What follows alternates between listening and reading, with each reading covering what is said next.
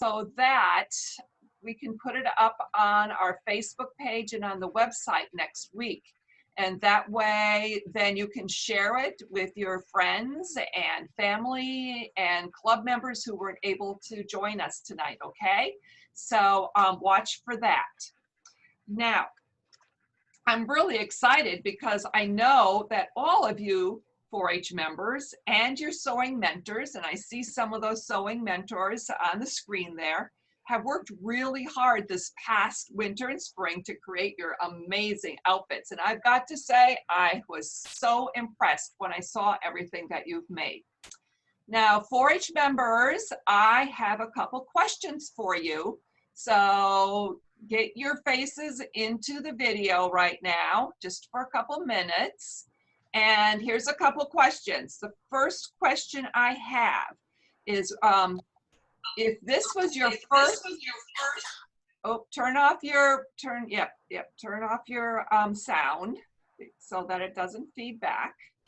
And if this was your first or second year sewing, put your hands on your head. Anybody who this was their first or second year sewing? Okay, we have some first or second year sewers in our group. Amazing, excellent. Now you can take your hands down. Do we have any third or fourth year sewers this year? Put your hands on your ears if you're third or fourth year sewer. Okay, so we've got some third or fourth year sewers. Do we have 5 or 6 year sewers? Do we?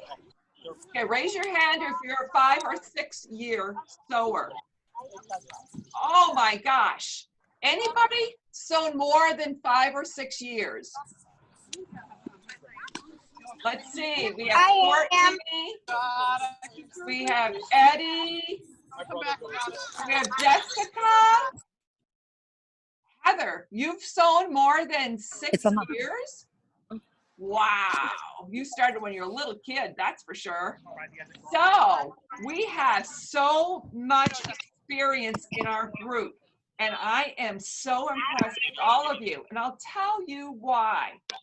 Tonight, you will all see the results of what sticking to a particular project means. Hey, everyone, turn off your, just turn off your sound. Mute yourself, okay? Then there won't be any feedback. Everybody muted? Excellent, thank you. In 4-H, we encourage 4-H members to try out new projects. I mean, that's really important because if you don't try something new, you don't know if you're gonna like it. Sometimes you like it, sometimes you don't. But choosing at least 1 or 2 project areas that you enroll in every year provides such an opportunity to build your skills, to learn perseverance, and to be proud of what you do.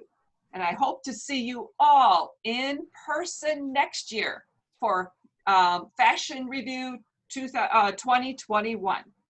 So without further ado, let's get started. So I need to find my slideshow.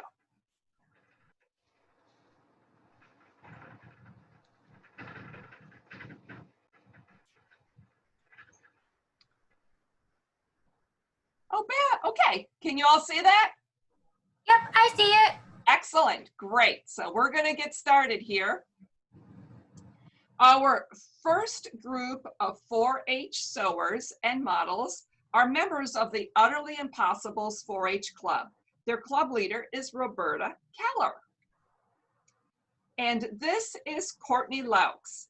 She made a green jumpsuit for which she selected the design and fabric. This fabric is slippery, which made sewing with it a challenge. The invisible zipper was also challenging. Courtney is very happy with the way her jumpsuit turned out, and we are happy that she took on the challenge.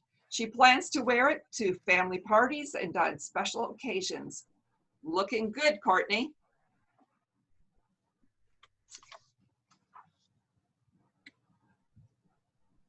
Kira Brott decided to make a dress this year as it would add a challenge for her. In the end, her biggest challenge was doing the hand sewing that was necessary for the lining and zipper. Kira plans to wear this dress for special occasions such as Christmas and Sunday church services. Because this dress is heavy and warm, she plans to wear it during the winter or spring. You look great, Kira.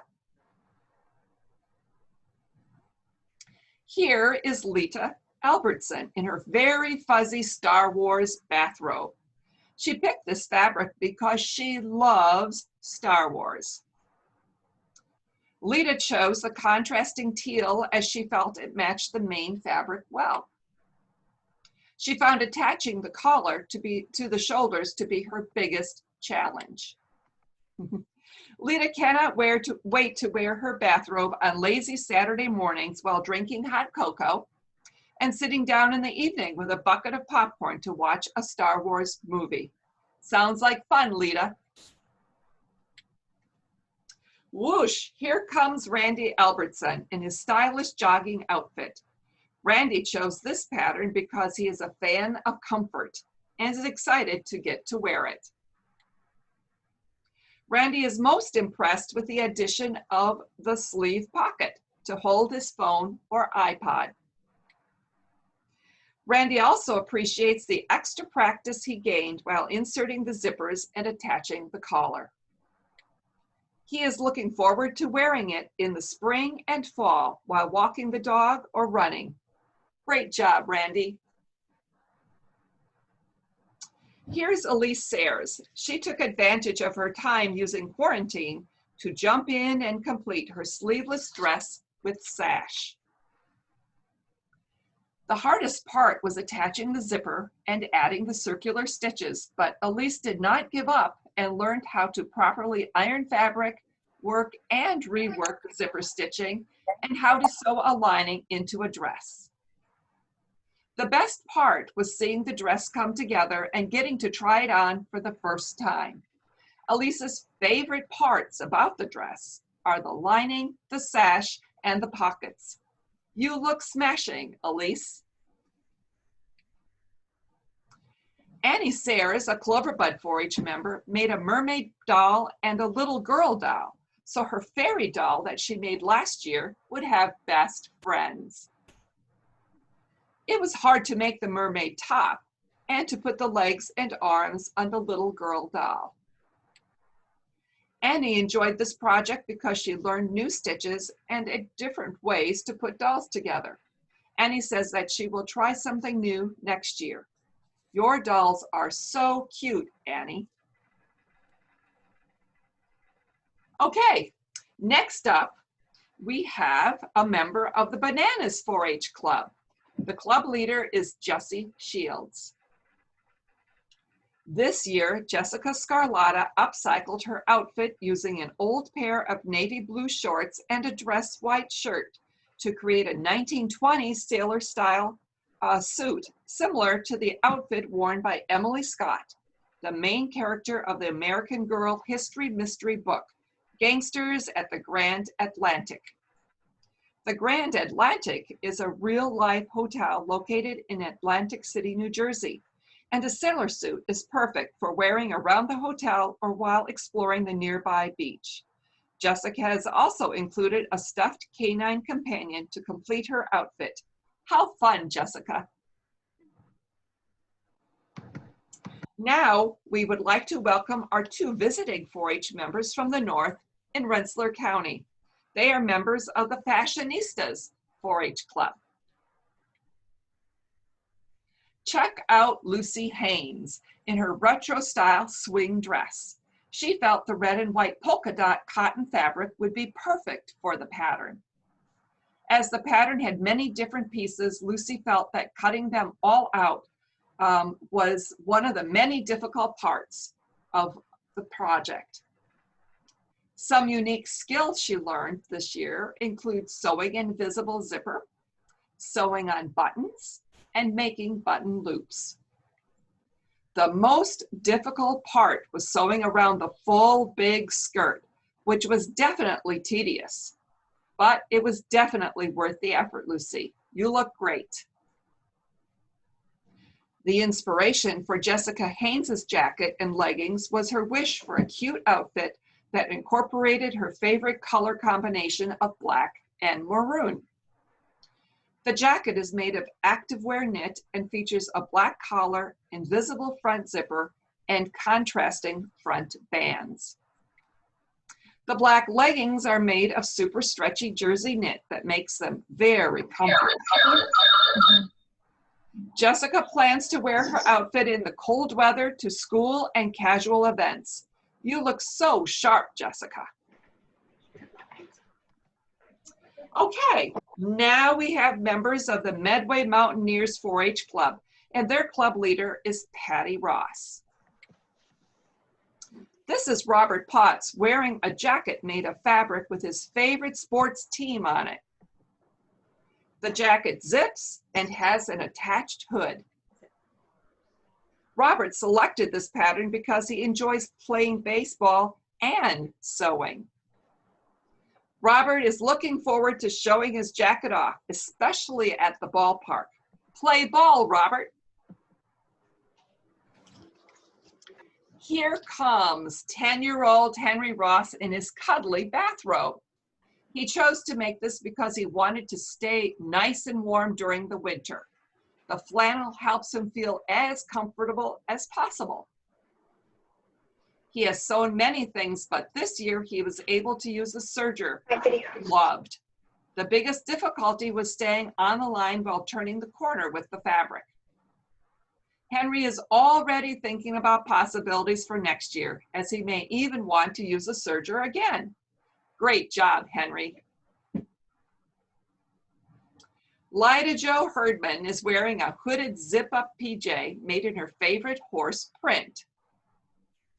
She had great fun sewing the pajamas and can't wait to wear it to bed on cold nights. They look so comfy, Lyda Jo. Now, Ian Ross is joining us in his amazing bright blue sweatshirt. He loves sweatshirts, so decided to make himself one. Ian was excited to sew his own sweatshirt, but the fabric, although stunning, was very difficult to sew. The arms were particularly difficult, so he used the serger, and that was the first time he's used the serging machine. Ian chose to add a bright yellow pocket on the side of the arm, yellow so it would stand out. The sweatshirt was hard work, but Ian is happy with results. Can't wait to see what you make next year, Ian. Here is Roderick Herdman, wearing comfy pajama pants while holding his new corgi puppy. Roderick loves the dog print, which shows many of his favorite breeds. And there you can see right in the middle is the corgi. I have sheets like that, almost. Yep, Jessica, turn off your sound. Sorry. He can't wait to sleep in them with his new puppy. Sounds pretty special, Roderick.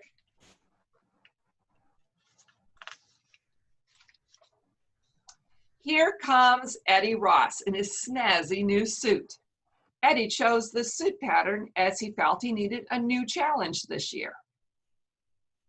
Eddie chose to make a light cream suit out of polyester fabric. He added gold-colored buttons and finished it off with black trim to make it stand out. His greatest challenge was putting the zipper in the pants. Eddie plans to wear his suit for special occasions. You look fantastic, Eddie.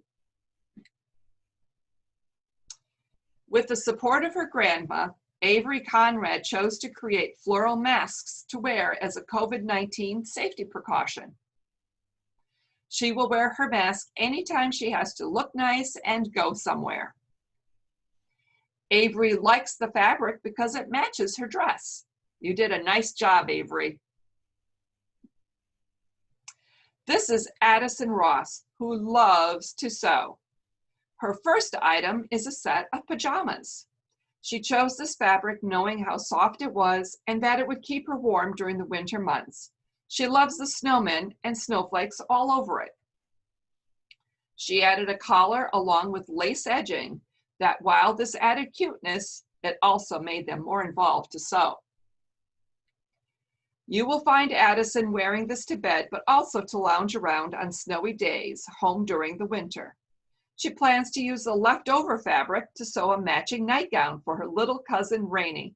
How sweet, Addison. Addison's second sewing project was this long skirt made from rainbow fabric that she fell in love with. She chose the long skirt thinking it would be perfect for spring and summer. She added a slit up the side of the skirt when she realized it would make it much easier to move around. Addison will wear the skirt for birthday parties and other special events. You look great, Addison.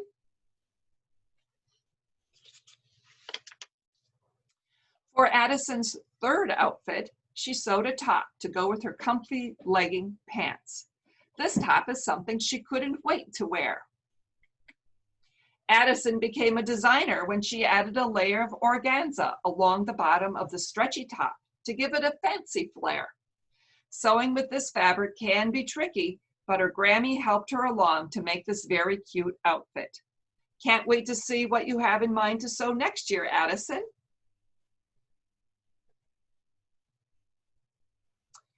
Wanting to have sweet dreams, Isabel Schultz chose this dessert-themed fabric for her pajama pants. Her grandma Tina helped her to also sew the matching sweatshirt. Isabel learned a lot while making this outfit, and the outcome is great, Isabel. Jungle fabric was chosen by Olivia Conrad for the face mask her grandma showed her how to sew. She chose the fabric as it matches the outfit she is wearing. She wears the face mask when she is out and about. What a good idea, Olivia.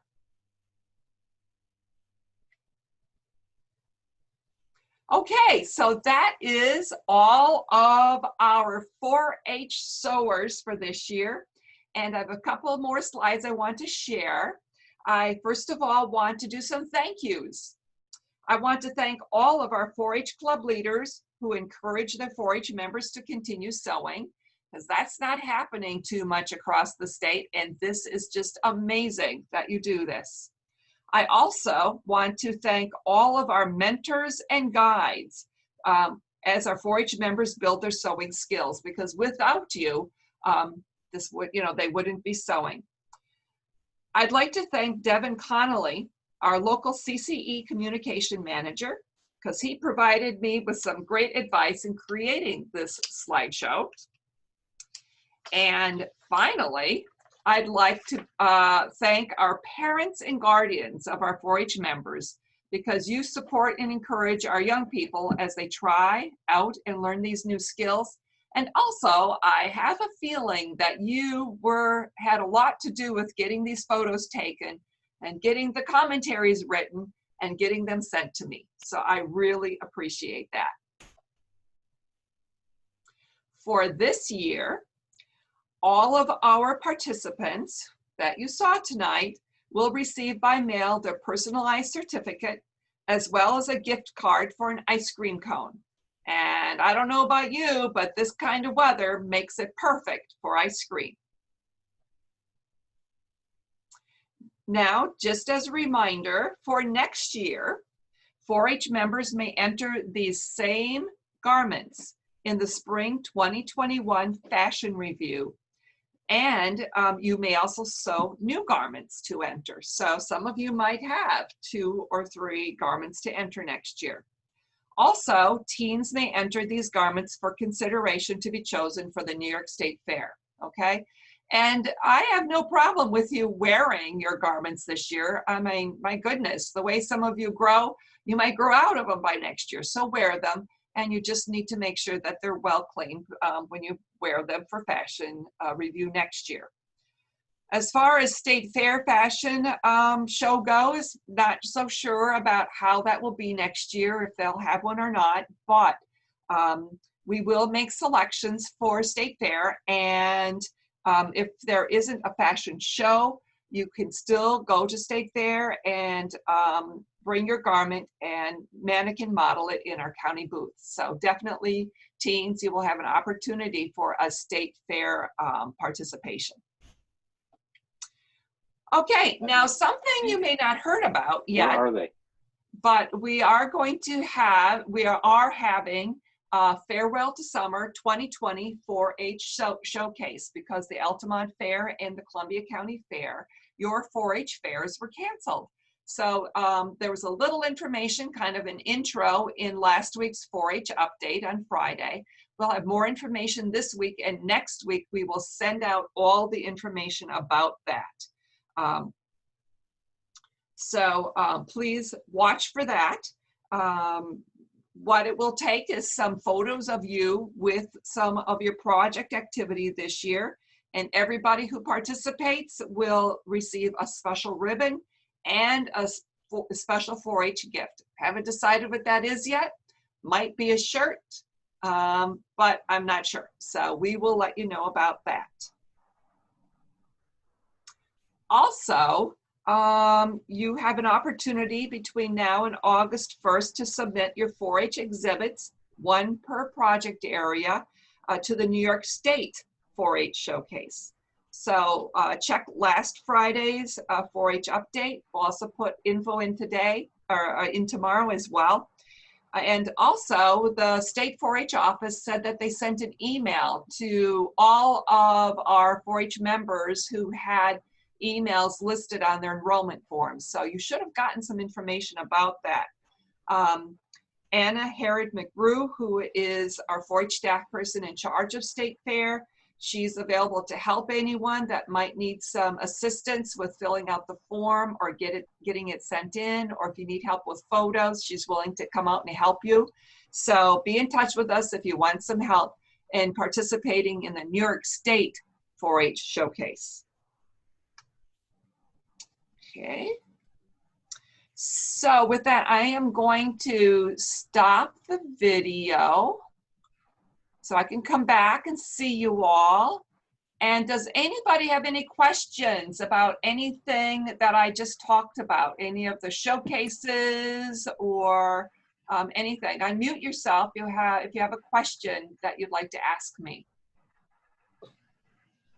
Anybody?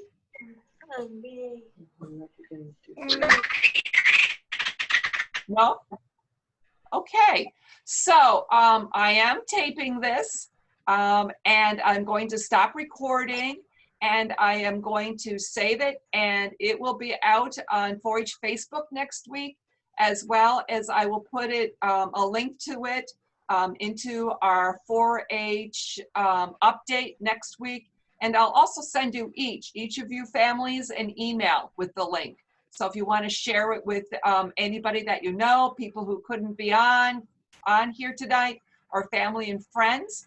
And thank you all for participating, and I will be in touch, okay? Anybody have anything they want to share? Other than that, let's all wave goodbye. Bye. Bye. Bye. See you soon. Thanks for joining us. You're welcome.